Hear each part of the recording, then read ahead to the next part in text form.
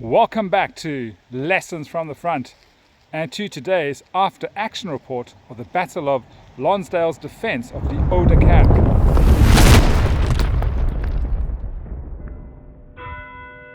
Here in Oosterbeek, the shattered remnants of 4 battalions gathered around this church under the command of Lieutenant Colonel Lonsdale. Their mission was clear: to keep the approaches to the northern bank of the Oude Rhine open long enough for reinforcements to reach them. Within these walls, Lonsdale would famously steady and inspire the exhausted remnants of the British 1st Airborne Division. On this position, we must stand or fall and fight to the last round. This edge of the perimeter is being held by a mixed bag consisting of the 1st Battalion, the 3rd Battalion, the 11th Battalion, and the South Staffordshire Regiment. This force will be known as Lonsdale Force. My headquarters will be in the church here. And playing as Lonsdale is Richard, who's flown in from Perth, Australia, to command the British Airborne forces in our 1,250-point bolt action game. So Richard, over to you. Tell us about the Army. My British Airborne Force is based around units that would have been potentially at Arnhem during Operation Market Garden. I structured it around a core rifle platoon with fire support coming from both a heavy weapons platoon and artillery platoon. All units are veteran, airborne, and therefore stubborn, so I won't repeat this as I go through the list. The rifle platoon was led by an HQ unit which consisted of 2 officer and a sidekick. This represented Lonsdale. I then included 4 rifle sections. 2 of these were assault focused with 5 SMGs each, and 2 were shooting focused with an LMG in each one. One of these LMG sections was also upgraded to Pathfinders, which allowed me to have a re-roll for any reserve rolls of any airborne units coming onto the table. The rifle platoon was then supplemented with a sniper team and a 2-man artillery observer team. Fire support then came from the heavy weapons platoon, which was led by a 2-man HQ unit. Then the fire support itself came from 2 medium mortars, and I also included 3 Piat teams to provide some strong anti-armor support. Finally, I included an artillery platoon, which was again led by a 2-man HQ unit, and this was then fielded with 2 Polston anti-aircraft cannons, primarily there for anti-infantry and anti-light vehicle support. My force was organized into 3 platoons. As you can see in the photo, starting at the top left is my heavy weapons platoon. This consisted of a regular 5-man command team, a regular mortar giving me access to a spotter, and a veteran medium machine gun team. I made that MMG team veteran because I was expecting to operate it close to the action. Then moving to the right in the image is my main rifle platoon, supported by 2 regular 250 half-track transports.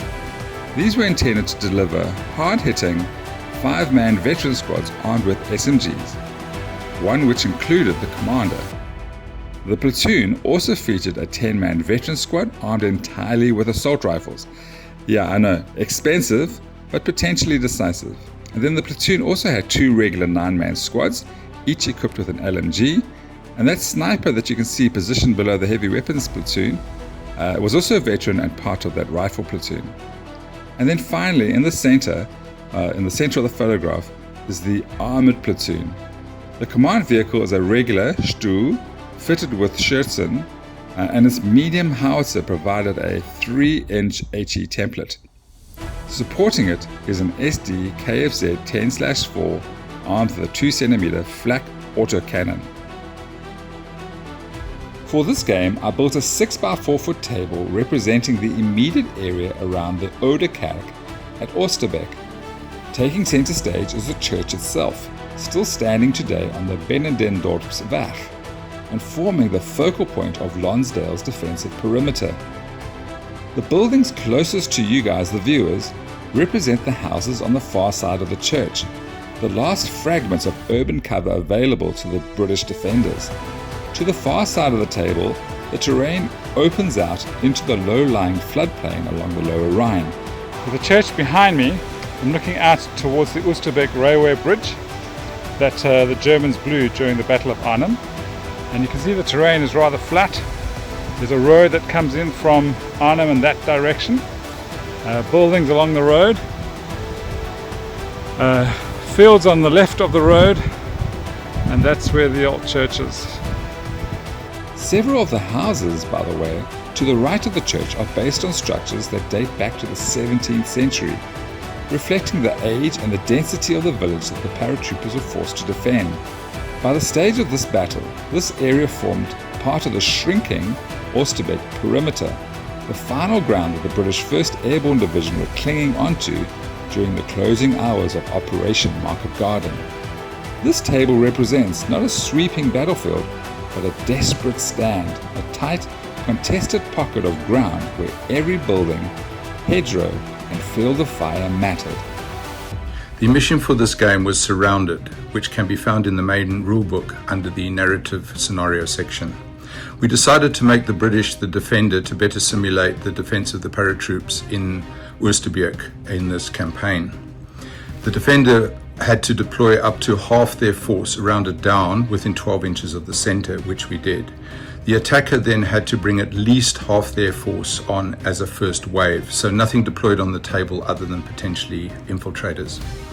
The reserves on both sides then employed a sort of fog of war tactic, more like the old V2 rule set, where a unit, if it came on the table edge, the enemy or the opponent could not bring another unit on that same edge within that turn until the first player had actually then brought a unit on from another table edge, which made that table edge available again. This reset at each start of each turn, whereby all sides were open at the beginning of the turn. The British then deployed within the 12 inches and then deployed their infiltrators, specifically the sniper and the artillery observer, outside of the 12-inch circle.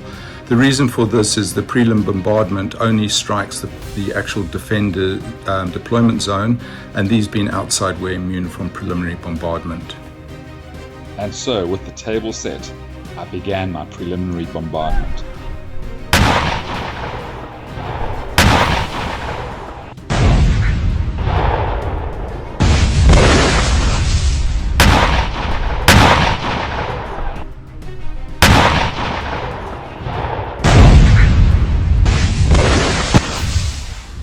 Although several units were pinned by the barrage, it proved largely ineffective, with no paratroopers lost at all.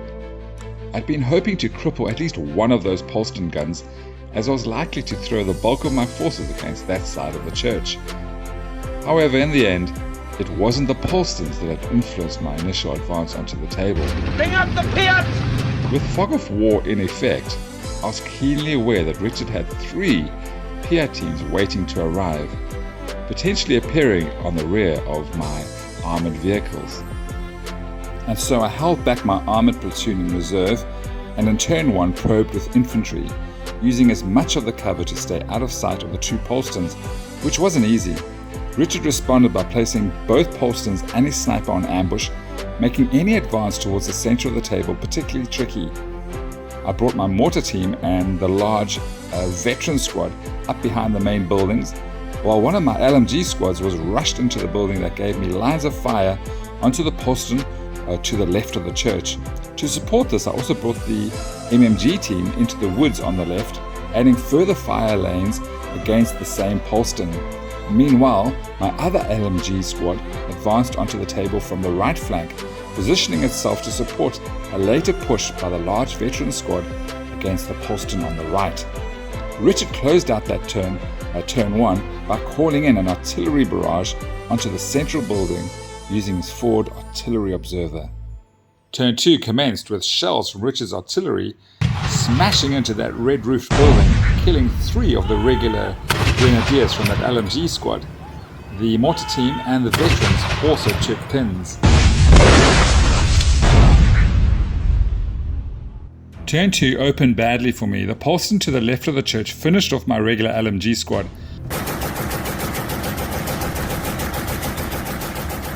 Already badly mauled by Richard's artillery strike, with their commander still off table, mounted in a 250 somewhere between Arnhem and Oosterbeek, the squad failed its morale check and was wiped out. Turn 2 also saw the fog of war come into effect, and it immediately made itself felt. One of Richard's paratrooper squads arrived from reserve onto the rear of my other LMG squad, annihilating them at point-blank range. My regulars never stood a chance. Adding to the pressure, Richard's mortars successfully ranged on my sniper team, which had infiltrated before the game. By the end of the turn, things were already looking bleak. I also discovered, too late, that my SD KFZ-10's anti-aircraft gun could not move and fire.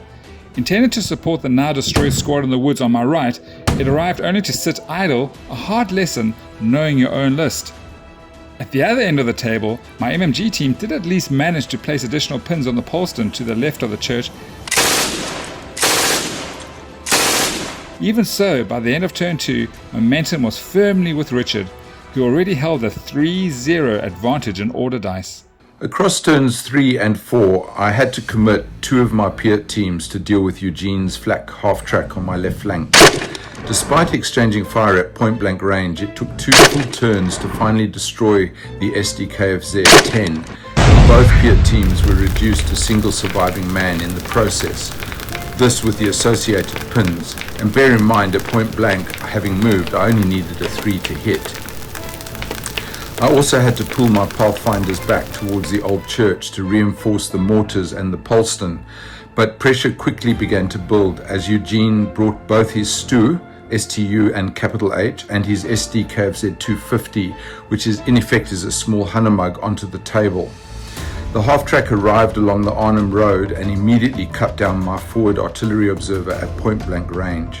The STU's medium howitzer, which is a devastating weapon at close range, or even at long range if it hits, then added immense pressure on the Poleston, forcing it to go down amid the chaos. Eugene reinforced this flank further by rushing a 5-man heavy weapon support squad into the house along the Arnhem Road, so a lot of pressure was building down this road, tightening his grip on that approach. As the fight developed on my right flank, I committed reserves from the river table edge, pushing the rifle squad towards the tree line where the 250 had destroyed my forward artillery observer, and moving Lonsdale himself to the rear of the church to try and stabilize the line. This was a mistake. Tragically, this is where Lonsdale would fall. Eugene's rifle platoon commander arrived from my rear, also in a half-track, and he jumped out and gunned down Lonsdale and his adjutant in the open. And this is where I made one of my critical mistakes. I'd left my sniper on my left flank to cover not only the left flank but also my rear.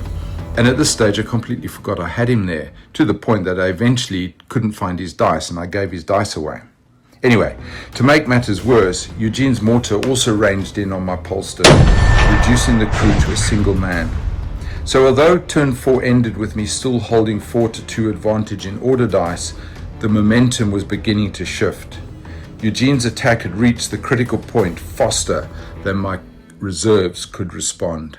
Turns 5 and 6 began to see my Germans make good progress.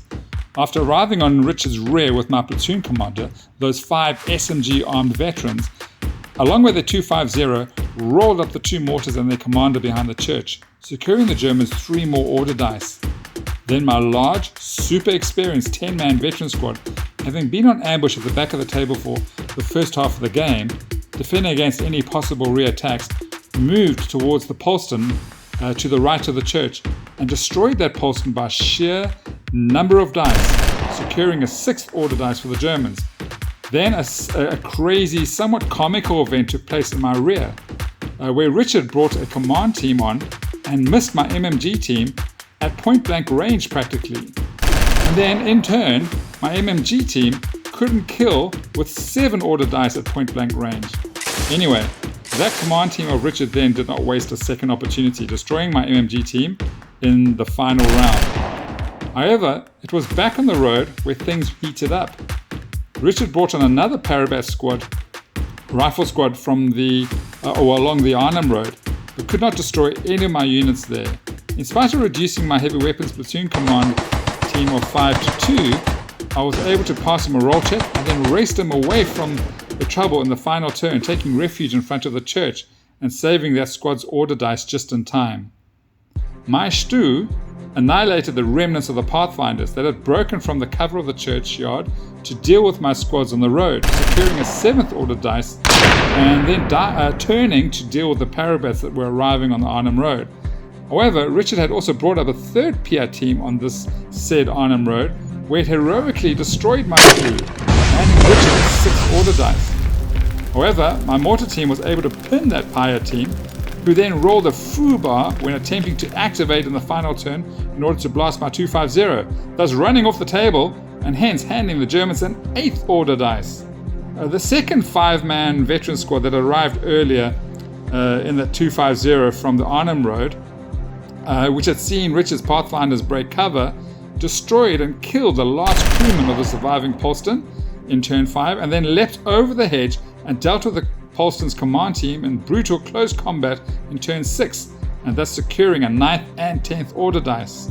Richard's squad that had arrived earlier from the riverbanks attempted to take revenge, but my victorious squad survived a morale check and held on to the grounds it had claimed in the churchyard for a hard-fought 10-6 victory.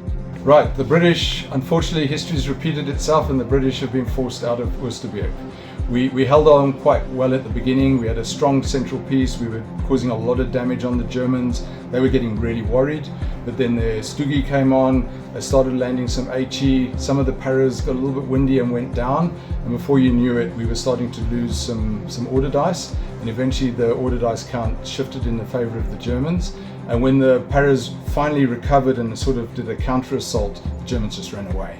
And with them running away, we couldn't get the extra order dice.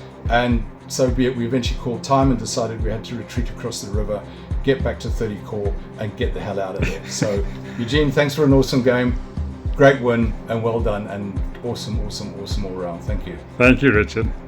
Richard and I would like to thank Rahim at Expedimix for hosting our game and for his patience as we play through to the end, keeping the shop open until midnight. As we respectfully remember the events that unfolded around the Oude Kerk and Oosterbeek, we hope that you enjoyed sharing this game with us. I'd also like to thank my son Matthew for the research we carried out together on site. Until next time then, guys, happy gaming!